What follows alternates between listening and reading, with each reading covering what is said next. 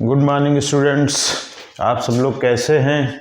आज हम लोग स्टडी करने जा रहे हैं वैद्युत क्षेत्र की तीव्रता, जो कि द्विध्रुव के अक्षीय स्थिति पर स्थित कोई बिंदु P पर, अर्थात ये जो द्विध्रुव है इसकी अक्षीय स्थिति बिंदु P पर हमें ज्ञात करना है वैद्युत क्षेत्र की तीव्रता। तो बिंदु P पर वैद्युत क्षेत्र की तीव्रता ज्ञात करने के लिए हमें सबसे पहले ये पता होना चाहिए कि किसी बिंदु आवेश के कारण वैद्युत क्षेत्र की तीव्रता कितनी होती है। तो सपोज करते हैं हम लोग यहाँ पर एक आवेश ले लेते हैं Q, जो कि धन आवेश है, और एक आवेश इधर ले लेते हैं -Q, जो ऋण आवेश है।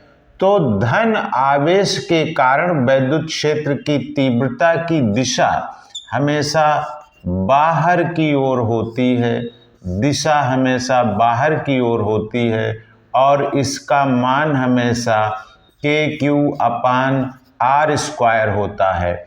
और ऋण आवेश के कारण वैद्युत क्षेत्र की तीव्रता ऋण आवेश की ओर होती है, अर्थात आवेश की ओर होती है। जैसा कि धन आवेश के कारण वैद्युत क्षेत्र की तीव्रता जो है वो धन आवेश से बाहर की ओर होगी, उसी प्रकार ऋण आवेश के कारण वैद्युत क्षेत्र की तीव्रता की दिशा आवेश की तरफ होगी। इसे इस प्रकार समझ सकते हैं, जैसे कि आप एक उभार लें, एक पहाड़ लें और एक झील ले लें। तो जब कभी पानी बरसेगा, पानी की जब बरसात होगी, तो पानी की बरसात होने पर जो चोटी से पानी है वो बाहर की तरफ निचले स्तरों पे चला जाएगा, लेकिन जो गड्ढे हैं उसमें पानी गड्ढे की तरफ जाएगा, अर्थात इसे निगेटिव मान लें और इसे पॉजिटिव ऊंचाई मान लें। तो निगेटिव ऊंचाई की तरफ पानी जाता है और पॉजिटिव ऊंचाई से दूर पानी जाता है। इसी प्रकार जो धन आवेश है उससे वैद्युत क्षेत्र की तीव्रता बाहर की ओर होगी, और ऋण आवेश है उसमें वैद्युत क्षेत्र की तीव्रता आवेश की ओर होगी। लेकिन इन दोनों का मान बराबर होगा, इसलिए क्योंकि इसमें Q और Q का मान बराबर है, दोनों का मान बराबर है। और एक बात ध्यान रखने योग्य ये है कि ये R इसमें किस लिए दिया है। R इसलिए दिया है कि कोई बिंदु नया, यहाँ पर आपको वैद्युत क्षेत्र की तीव्रता पता करनी है, तो आवेश और नए आवेश के बीच में, जिसे टेस्ट चार्ज कहते हैं, के बीच की दूरी R है। तो अब ध्यान दीजिएगा, ये आवेश की मात्रा Q है और इसके बीच जो दो बिंदु P आपने लिया है टेस्ट चार्ज, इनके बीच की दूरी है R। तो वैद्युत क्षेत्र की तीव्रता होगी KQ/R², जहाँ K कांस्टेंट है। अब ध्यान देने योग्य बात यह है कि इनकी दिशा आप जान चुके हैं, मात्रा उनकी जान चुके हैं, और उनके कारण वैद्युत क्षेत्र की तीव्रता कितनी उत्पन्न होगी ये आप जान चुके हैं। अब यही नियम द्विध्रुव पर हम लोग लगाएंगे। देखिएगा, ये -Q आवेश है, ये +Q आवेश है, और द्विध्रुव के बीच की दूरी हमने 2L ले रखी है। 2L ले रखी है वैद्युत द्विध्रुव के बीच की दूरी। 2L इसलिए ले ली है क्योंकि ये हमारे लिए सुविधाजनक है, कैलकुलेशन करने के लिए सुविधाजनक है। तो इसमें आधे डाइपोल की दूरी L है और दूसरे आधे डाइपोल की दूरी L है। तो 2L बीच की दूरी है, आवेश -Q है, एक +Q है। तो इसका जो डाइपोल मोमेंट P होगा वो होता है Q × 2L, और इसकी दिशा हमेशा निगेटिव से पॉजिटिव की ओर होती है। तो निगेटिव से पॉजिटिव ओर दिशा डाइपोल मोमेंट की होगी। अब हम देखेंगे इस बिंदु पर वैद्युत क्षेत्र की तीव्रता। तो आप ये देखिएगा कि +Q के कारण वैद्युत क्षेत्र की तीव्रता कितनी होगी और -Q के कारण वैद्युत क्षेत्र की तीव्रता कितनी होगी। तो यहाँ देखिए ये जो प्लस क्यू आवेश है, इससे वैद्युत क्षेत्र की तीव्रता की दिशा को पहले देखिए, किस तरफ वैद्युत क्षेत्र की तीव्रता होगी। अभी आपने सीखा कि जो प्लस क्यू होता है उसमें वैद्युत क्षेत्र की तीव्रता बाहर की ओर होती है, अर्थात तो ये देखिए, तो इस बिंदु पर, बिंदु P पर वैद्युत क्षेत्र की तीव्रता इस दिशा में होगी। यहाँ आपने लिख लिया E प्लस क्यू। अब दूसरा देखिए, इस निगेटिव चार्ज के कारण इस बिंदु P पर वैद्युत क्षेत्र की तीव्रता कितनी होगी, तो देख लीजिए, यहाँ वैद्युत क्षेत्र की तीव्रता अंदर की ओर होगी, यानी आवेश की तरफ होगी। तो ये देखिएगा, ये आवेश की दिशा है, तो यहाँ से शुरू कीजिए, तो इस तरफ वैद्युत क्षेत्र की तीव्रता होगी। तो आपने यहाँ लिख लिया E माइनस क्यू।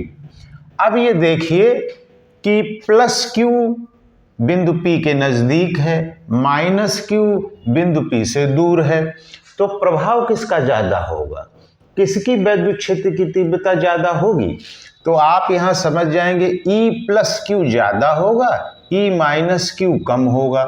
तो कुल वैद्युत क्षेत्र की तीव्रता यदि आपको निकालनी हो तो आप कह देंगे E is equal to E plus Q minus E minus Q, अर्थात इस तरफ वैद्युत क्षेत्र की तीव्रता जितनी है उसकी अपोजिट दिशा में E माइनस क्यू है, तो E माइनस क्यू को उसमें से घटा देंगे, तो कुल वैद्युत क्षेत्र की तीव्रता E यहाँ पर हमें पता चल जाएगा। तो आप देखिए, नंबर बाय नंबर कैलकुलेट करते हैं। E plus Q is equal to, आपने कहा K क्यू अपान दो बिंदुओं के बीच की दूरी होती है, तो प्लस क्यू वाले को देखिए, हमें इतनी ही तो दूरी चाहिए, इतनी दूरी चाहिए। अब देखिए, यहाँ से यहाँ तक R है और यहाँ पर L है, तो इस पूरे R में से अगर हम L घटा दें तो इतनी ही दूरी बचेगी, तो आप कह देंगे R माइनस L का स्क्वायर। अब E माइनस क्यू देखें आप, E माइनस क्यू बराबर K क्यू अपान दो बिंदुओं के बीच की दूरी। देख लीजिए, माइनस क्यू से बिंदु P के बीच की दूरी कितनी है, तो आप देखिए इतनी दूरी R है और आगे L है, तो R प्लस L कर दीजिएगा, R प्लस L का स्क्वायर। अब इन दोनों को समीकरण 1 में हम लोग मान रख देंगे, तो E बराबर K क्यू अपान R माइनस L का स्क्वायर माइनस K क्यू अपान R प्लस L का स्क्वायर। अब यहाँ देखिएगा, K और Q ये कॉमन हो जाएंगे, जो संख्या या कोई शब्द अक्षर दोनों तरफ पाया जाएगा उसे हम लोग कॉमन कर लेंगे। तो K Q हमने कॉमन कर लिया और हमारे पास बचा 1 अपान R माइनस L का square minus 1 upon R plus L का स्क्वायर, ब्रैकेट क्लोज। अब देखेंगे E is equal to K Q as it is रहेगा। यहाँ पर आप एलसीएम ले लेंगे, एलसीएम लेने पर आप पाएंगे R माइनस L का स्क्वायर इंटू 1। इसी तरीके से तो एलसीएम लेते हैं।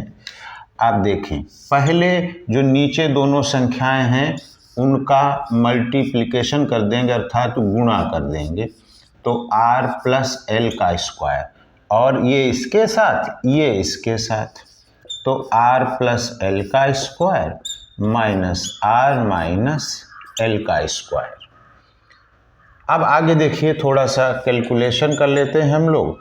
R प्लस L का स्क्वायर, ये A प्लस B का होल स्क्वायर है, A प्लस B का whole square, A square plus B square plus 2AB, अर्थात R square plus L square plus 2RL minus, यहाँ देखिए R का स्क्वायर प्लस L का स्क्वायर माइनस 2RL, और जब इन दोनों को मल्टीप्लाई करेंगे आप तो आपके पास आ जाएगा r की पावर 4 l की पावर 4।